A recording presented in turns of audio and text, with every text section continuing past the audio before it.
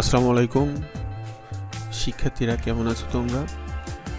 আজকে আমি নবম দশম শ্রেণীর পদার্থবিজ্ঞান প্রথম অধ্যায়ের গুরুত্বপূর্ণ কিছু প্রশ্ন নিয়ে আলোচনা করব। নবম দশম শ্রেণীর পদার্থবিজ্ঞান প্রথম অধ্যায়ের নাম হচ্ছে ভৌত রাশি ও পরিমাপ। এই অধ্যায় থেকে আমি সর্বমোট 20টা প্রশ্ন বাছাই করেছি বইয়ের ভিতর থেকে। এই 20টা প্রশ্ন যদি তোমরা আয়ত্ত করতে পারো তাহলে এই অধ্যায় থেকে আর কোনো প্রশ্ন তোমাদের পড়া লাগবে না।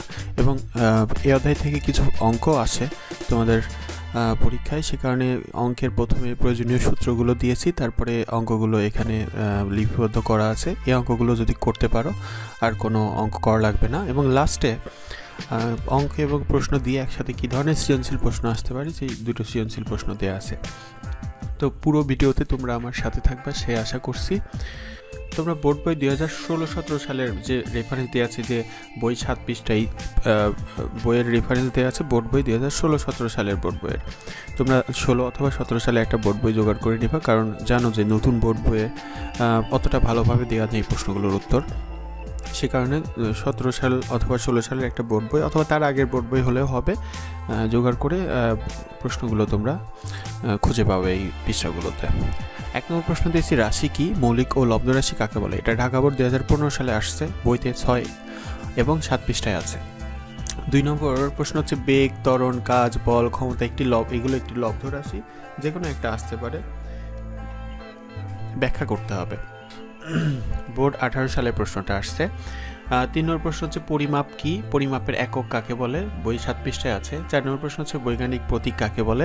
5 নম্বর প্রশ্ন হচ্ছে, 1 মোল, 1 সেকেন্ড, 1 মিটার, 1 কেলভিন, 1 অ্যাম্পিয়ার কাকে বলে? বইতে 8 পৃষ্ঠায় প্রশ্নটা আছে। 6 নম্বর প্রশ্ন হচ্ছে, এসআই পদ্ধতিতে মৌলিক রাশিগুলোর একক ও মাত্রা লিখো। 9, 10, 11 পৃষ্ঠায় বইতে পাবা। 7 নম্বর প্রশ্ন হচ্ছে, মাত্রা কি, মৌলিক রাশিগুলোর মাত্রায় লেখো। রাজশাহী বোর্ড 17 সাল আর ঢাকা বোর্ড 16 সালে প্রশ্নটা আসছে, বইতে 9, 10 পৃষ্ঠায় পাবা। 8 নম্বর প্রশ্ন হচ্ছে, কাজ, শক্তি, ক্ষমতা, বল, ত্বরণ, বেগ, লব্ধ রাশিগুলোর মাত্রা সমীকরণ নির্ণয় করো। খুব গুরুত্বপূর্ণ প্রশ্ন, বইতে 10 পৃষ্ঠায় পাবা। 9 নম্বর প্রশ্ন হচ্ছে, স্লাইড ক্যালিপার্স ও ভার্নিয়ার স্কেল কি? 10 নম্বর প্রশ্ন হচ্ছে, পরিমাপে প্রধান স্কেলের সাথে ভার্নিয়ার স্কেল ব্যবহার করতে হয় কেন? 11 নম্বর প্রশ্ন হচ্ছে, ভার্নিয়ার ধ্রুবক কি? খুব গুরুত্বপূর্ণ একটা প্রশ্ন, ঢাকা বোর্ড 2016 সাল, যশোর বোর্ড 2015 সালে প্রশ্নটা আসছে, বইতে পাবা 13 পেজে। 12 নম্বর প্রশ্ন হচ্ছে, ভার্নিয়ার ধ্রুবক 0.05 মিলিমিটার বলতে কী বোঝো? বইতে 13 পৃষ্ঠায় পাবা। ভার্নিয়ার সমাপতন কি? ভার্নিয়ার সমাপতন 6 বলতে কী বোঝো? 14 পৃষ্ঠায় বইতে পাবা প্রশ্নটার উত্তর। 14 নম্বর প্রশ্ন হচ্ছে, স্ক্রু গেজ কি? দৈর্ঘ্য পরিমাপে স্ক্রু গেজ অধিক উপযোগী কেন? 15 নম্বর প্রশ্ন হচ্ছে, পিচ কি?